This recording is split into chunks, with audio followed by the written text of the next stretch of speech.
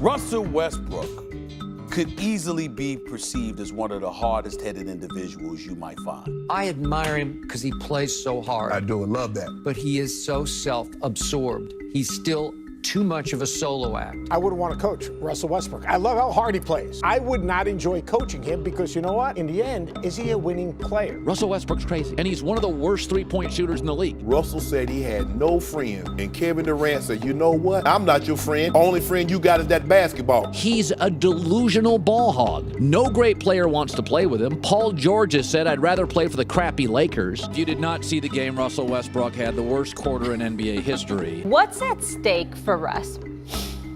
His reputation. He has a reputation of a stat stuffer. Not a winner, a stat stuffer. Russell Westbrook's a stat pattern in the regular season. He's going to win awards. He's not built for the playoffs. Anyway, what's up guys, Mike here, and today, yes, we are talking Russell Westbrook, and I hope you enjoyed today's video. Make sure to subscribe right now if you haven't already, because I'm making a ton of videos next week. There are going to be trade videos, draft videos, free agency videos. The content is going to be endless. You're not going to want to miss a single video. So again, make sure to subscribe, but for now, there was a time when Russell Westbrook was seen as a winner. In the 2011 season, with a 22-year-old KD, a 22-year-old Russ, and a 21-year-old James Harden, the Oklahoma City Thunder reached the Western Conference Finals in just Russ's third season and his first All-Star year. The very next season, the Thunder made it all the way to the NBA Finals before losing to the Heat, and at this point, no one was hating on Russ. He was the second best player on the best team in the West, a team that seemingly had unlimited potential. But then, of course, came the James Harden trade, and the Thunder took a step back, but still, they reached the Western Conference Finals in 2014 before losing to the Spurs, and of course, in 2016, the Thunder would fall apart and lose a 3-1 series lead to the Warriors in a series that saw Russ shoot 28 for 76 in the final 3 losses. Good for a 37% shooting percentage, and to add a cherry on top here, he also averaged 5 turnovers a game in those final 3 losses. And so, because of this, and because of the ball-dominant play style we all know so well, Kevin Durant left the Thunder and the blame was thrown directly at Russ. This playoff disaster, combined with Kevin Durant leaving, planted the seeds for the Russell Westbrook can't win a title hype train, seeds that just grew and grew after the Thunder lost in the first round of the playoffs the next 3 seasons, and now... Bombshell report from our colleagues Woj and McMahon. Something is up in Houston. They are hearing that their 2 former MVP All-Stars, Both Russell Westbrook and James Harden, are a little uncertain. Uncertainty about the direction of the franchise. They're a little uneasy of what's going on down there. James have not been answering the phone for the ownership or the front office or even Coach Silas for about 2 weeks now. It sounds like it's time for Houston to move on. Yes, the hate for Russell Westbrook's game has officially reached an all-time high, because after a Houston Rockets season that was full of ups and downs, a season that finished with a serious down, we are now at a point where plenty of teams in the NBA not only do not want Russell Westbrook on their roster, but some teams seriously view him as a negative asset. This is a man who from 2017 to 2019 averaged a triple-double for 3 straight seasons. This is a man who was an MVP. This is a man who put up 27.2 points, 7.9 rebounds, and 7 assists a game during the 2020 regular season while shooting 47% from the field. On paper, you would think that teams would be lining up to trade for Russ, but in reality, teams are running away. Whether that is fair or not, well, that's what we're going to look at today. Because when asking yourself the question, do you really want Russell Westbrook on your team? Next question. You need to think of 2 main questions. The first question we'll answer now, and the second, well, that'll take a bit to get to, but trust me, stick around, it's worth it. That said, the first question is simply, as a team, do I want to win a championship? It's a good question. Not sure. A question that most people think is an easy yes, but for some teams it isn't. Some teams aren't really concerned with a championship. Some teams' goal is to simply make the playoffs and sell tickets. The NBA is a business, and if that is your goal, if you want more hype on your team, then sure, trade for Russell Westbrook. He has proven to be a player who can dominate games, rack up absurd stats in the regular season, and lead his team to the playoffs. The problem, of course, comes back to the question, as a team, do you really think Russell Westbrook can win you a championship? championship. That is what most teams are going to want out of a max contract player like Russ, so let's dive into that. Because playing for the Houston Rockets this season, I think we can all agree that Russ was in a very strange situation. Because not only was this a Rockets team that tried to win games with PJ Tucker as their center, but going further than that, I think that the very second Russ was traded to the Houston Rockets, he was destined to fail. And to be honest, I don't think this is necessarily his fault. The obvious problem that was right in front of us for this trade was that, of course, Russ and James Harden are both extremely ball-dominant players. In the 2019 regular season, when they both had their own teams, Russ had a usage percentage of 30.9, good for 10th in the NBA, while Harden had a usage percentage of 40.5, which ranked first. This immediately rose some serious red flags. However, people did try to talk themselves into a potential pairing because we have seen it work before with two ball-dominant stars. In the 2010 season, the year before LeBron and Dwayne Wade teamed up, LeBron had a usage percentage of 33.5, which ranked second in the league, while Wade, well, he had a percentage of 34.9, which ranked, drumroll please, first. The key difference here in the Rockets pairing versus the Heat's pairing lies in two factors. The first was that as soon as LeBron joined the Miami Heat, even though this was Dwayne Wade's franchise at the time, even though he had already been there for years, Wade openly deferred to LeBron and knew he was going to be the second option on this team. The second factor in play here is that because of this, the Heat were able to construct their team in a way where LeBron could be the #1 option without any hard feelings. This was incredibly important, especially when it came down to crunch time in the closing moments of close games. 4 on the shot clock. He made it! Green guarding clock at 4. James steps into a jumper and rattles it in. Battier gets it in. Here's James on the drive for the win. Down to 5. Down to 3. Make somebody else beat you. 3 on the way. He got it!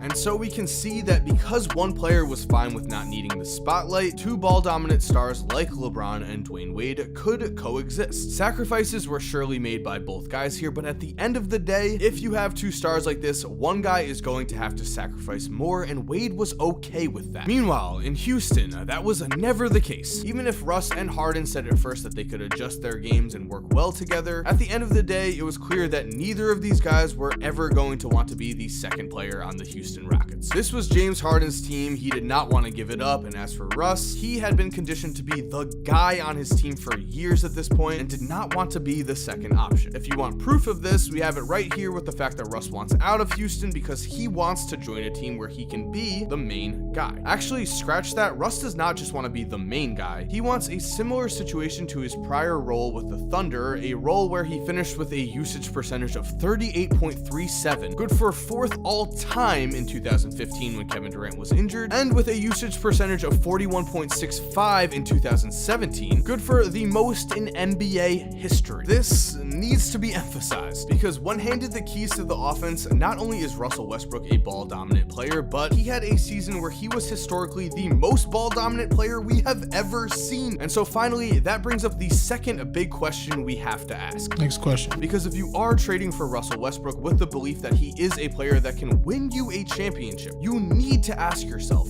is this man capable of really adjusting his game? And the answer to that is possibly more complex than most people give it credit for. As it stands right now, Russ has played with 3 true stars in their primes. We already spoke about KD in the beginning of this video, and again, Russ was a winner with KD. In fact, if a few things broke a different way, if a few more shots go in during some key games, the Thunder very easily could have won a championship with Russ as their second star. But that did not happen, and so as we've said, the hate grew and only got stronger when OKC was bounced in the first round with Paul George on their team 2 years in a row. Now, was this Russ's fault? Yes. The answer is yes. PG played fine in the playoffs. I wouldn't necessarily say he stepped up big time in 2018, but in 2019, he averaged about 28.5 points per game and shot around 44%. Meanwhile, in 2018, Russ was outdueled by a rookie, Donovan Mitchell, which was simply unacceptable, and then in 2019, he shot 5 for 21 in Game 4 against the Blazers in a 13-point loss, then 11 for 31 in a 3-point series-deciding Game 5. For the series in 2019 against the Blazers, Russ averaged 22.8 points per game on 36% shooting, while Dame, he averaged 33 points per game on 46% shooting and dropped 50 points in the Blazers' 3-point Game 5 win.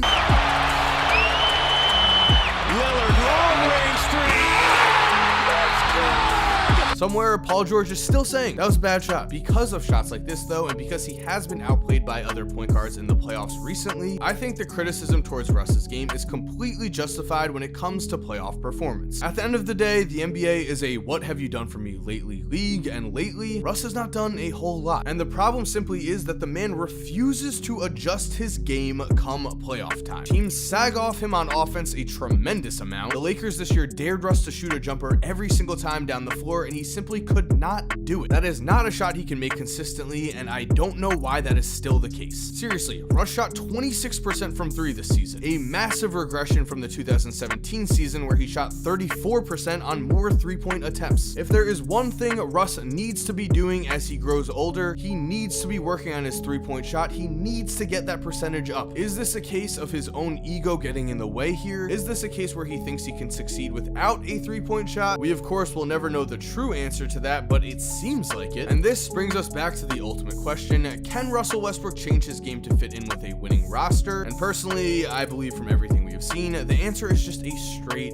no. As soon as Russ was handed the keys to the offense for the Thunder without Durant, he was unleashed in a way that again was historic, and I don't think there's any coming back from that, not with a guy like Russ. To be fair, I do think at times Russ has shown flashes of trying to adjust his game, but when it comes down to the playoffs or just the end of close games in general, most of the time Russ reverts back to his usual style of play. He wants to be the guy. He wants to be the one putting up the shots that win his team the game, and he doesn't really compromise in that manner. Now, I will say the fit with Harden was never going to work. It made no sense, but with that in mind, what fit will work? You look at someone like Jimmy Butler, and sure, he wants to be the guy on that team, but he wants to be the guy in terms of being a leader. Jimmy is perfectly fine with someone like Tyler Hero getting the spotlight on any given night. In fact, Jimmy loves to see that. He was the one hyping up Tyler the most when Tyler went off in this year's playoffs. That, no matter what he says, is not what Russ wants. He wants a team that is built around him and that will only really succeed if Russ plays at a superstar level. As we've seen when it comes to the playoffs, when teams adjust to his games and back off and give him space, Russ has not been able to get it done. And as they say, you can't teach an old dog new tricks, and at this point, Russ is 32 years old, and I think he's only going to be happy when the offense completely revolves around him. So if I was a team that wanted to build a contender, I would not pursue Russell Westbrook. The proof for why is right there in front of us. So there you have it, guys. Thank you for watching. I hope you enjoyed today's video. I want to know what you think about Russ down below in the comments. Also, like I said before, I'm going to be making so many videos next week. Make sure to subscribe and turn post notifications on so you don't miss a single video. And if you did enjoy today's video, make sure to leave a like. It helps me out a ton. If you're already subscribed, thank you so much for supporting. You're awesome. We all know it. And as always, have an awesome day, guys, and cue that music. But before we continue, guys, I do want to say thank you to Finimize for sponsoring today's video. Now, are you someone who's always wanted to start investing, but you don't really know where to start? If that is the case, then Finimize has you covered, guys. They will teach you how to start investing like a